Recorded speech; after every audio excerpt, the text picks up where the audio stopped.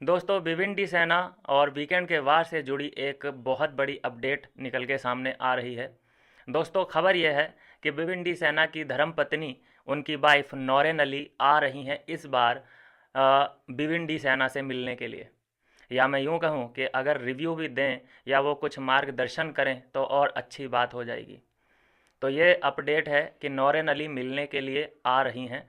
उनको बुलाया गया है या वो खुद आना चाहती थीं, ये चलिए बात की बात है, लेकिन मुद्दे की बात यह है जो हम करना चाहते हैं कि वो किसी की शिकायत लेके आ रही हैं या वो अ, जो गेम खेल रहे हैं इस बार, इस वक्त जो गेम चल रहा है भिवंडी सेना का, उसका कुछ वो मार्गदर्शन करेंगी। दोनों ही चीज़ें इंपॉर्टेंट हैं।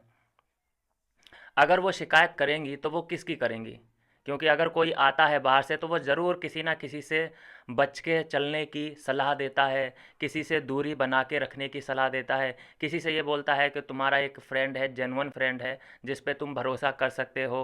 ये अपने आप पे ही भरोसा करो, किसी पे भी भरोसा मत करो, तो इसका मतलब ये होता है कि तुम्हारा कोई नहीं है घर के अंदर। तो ये 3 सलाह हैं जो कि एक ही लाइन में बहुत कुछ कह सकती हैं। तो अगर वो शिकायत किसी की करेंगी भिवंडी सेना से, अगर वो ये कहें कि जिसको तुम अंदर सबसे ज़्यादा मानते हो उनसे बच के रहने की तुम्हें बड़ी ज़रूरत है, अगर वो ये लाइन बोलती हैं विपिन से, तो फिर विपिन का दिमाग और चक्कर खा जाएगा कि नहीं खा जाएगा? विपिन का दिमाग पलट जाएगा कि नहीं पलट जाएगा? वो शक किस पे करेगा? अविनाश पे ही करेगा। और अगर ये रिव्यू आता है नौरेन की तरफ से कि जो तुम्हें मिले हैं फ्रेंड, तुम उन पे भरोसा कर सकते हो और वो तुम्हें साथ में लेके आगे बढ़ना चाहते हैं, उन पे शक कभी मत करना, बहुत अच्छे लग रहे हो। इतना भी ना बोले, सिर्फ इतना ही बोल दें कि तुम तीनों साथ में बहुत अच्छे लग रहे हो, क्योंकि हर कोई ये बोल के जाता ही है। तो फिर यहाँ पे भी विवेन को एक अच्छा साइन मिल जाएगा कि हाँ, मैं अपने दोस्तों पे भरोसा कर सकता हूँ। कल का जो इंसिडेंट हुआ है उससे पूरा सोशल मीडिया हिल चुका है। एकदम सिंपैथी जो है विवेन के पास चली गई है। सब लोग अविनाश ईसा को गालियाँ वगैरह, ये सब जितने भी बेकार टैग होते हैं, ये सब देते नज़र आ रहे हैं। इससे पिछली ही वीडियो में सब क्लियर कर दिया है कि इनके बीच एक डील हुई है, एक प्लान, इन्होंने एक बहुत बड़े प्लान के तहत ये काम कर रहे हैं। नहीं तो मेरी जो दिमाग की घंटी है वो कब सनकी कि इतना सब कुछ होने के बाद भी विपिन इनके पास में ही खाना खा रहा था, इनके पास ही बैठ के चिल आउट कर रहा था। और उसने स्ट्रॉन्ग तरीके से भी नहीं पूछा कि तूने क्यों किया मेरे साथ, तू मेरा दोस्त है कि दुश्मन है। अगर तुम्हें पता है कि मुझे यहाँ से धोखा मिला है, ये तीसरे चौथे पे भागी थी लेकिन ये पहुँची 5वें नंबर पे, तो इसका मतलब इन लोग का गेम प्लान है ये। मुझे अगर पता चल जाए तो सबसे पहले तो मैं स्ट्रिक्टली उन लोगों से पूछूंगा कि तुमने मुझे धोखा क्यों दिया, और उसके बाद पूरे घर में ये हल्ला कर दूंगा कि इन लोगों ने मुझे धोखा दिया, ये देखो, ये थी इतने नंबर पे लेकिन ये पहुंची इतने नंबर पे। लेकिन कहीं पे भी कोई भी बात ये करते नज़र ही नहीं आ रहे हैं। इसका मतलब इन लोगों का ये गेम प्लान है। आपको याद होगा कल जब ये लोग वो टास्क कर रहे थे तो एक वाक्य बोला था विभिन्न ने ईशा को कि तू मेरा फ़ोटो लेके भाग, बस इतना बोला है। वो इसलिए बोला है ताकि औरों को ये रियल लगे, जो भी हम कर रहे हैं, ये हमारा जो गेम प्लान है, मेकर्स को भी रियल लगना चाहिए। क्योंकि अगर वो ऐसा एक भी बार ना कहे तो मेकर्स सोचेंगे कि यार विपिन को अपने फ़ोटो की चिंता क्यों नहीं है। जैसे दिग्विजय को चिंता हुई थी, उसने पूछा उधर करण से जाके कि यार तुम लोग मेरे बारे में तो सोच ही नहीं रहे थे।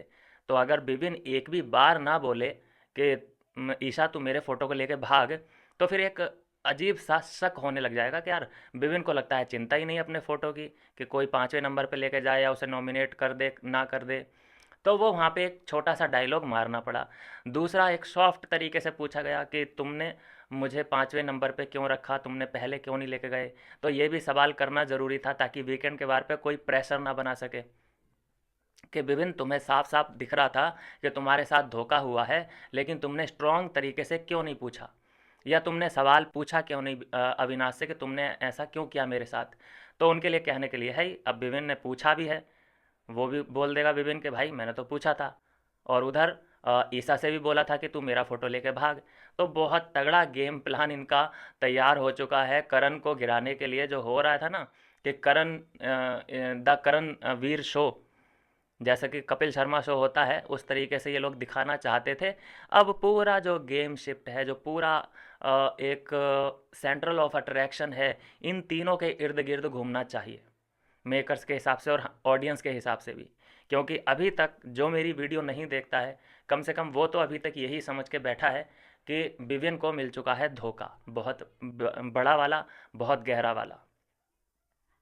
हाँ, तो पॉइंट पे आ जाते हैं। नौरेन अली आने वाली हैं और वो अ, विभिन्न की यहाँ से दिशा और दशा तय करने वाली हैं कि यहाँ से विभिन्न का गेम प्लान क्या रहने वाला है। यहीं से दोस्ती क्लियर होंगी। सबसे ज़्यादा मुझे लगता है जो इम्पोर्टेंट है होगा नौरेन के लिए, और जो पता भी होगा, ऑब्जर्व करके जाएंगी वो सब चीज़ें कि बाहर क्या चल रहा है, वो दोस्ती के ऊपर ही है कि विपिन, अविनाश और ईशा एक दूसरे के लिए लॉयल हैं कि नहीं हैं। नाजुक मोड़ पे ये तीनों एक साथ खड़े रह सकते हैं या नहीं रह सकते, ये सब क्लियर करने की नौरेन अली ज़रूर कोशिश करेंगी। लेकिन एक सवाल मेरा भी है कि स्टेज पे खड़े होकर के ही वापस इनको कर दिया जाएगा, या वो सीक्रेट रूम जो होता है, कन्फेशन रूम जो होता है, उसमें बिठा के 1-2 घंटे तक बात कराई जाएगी।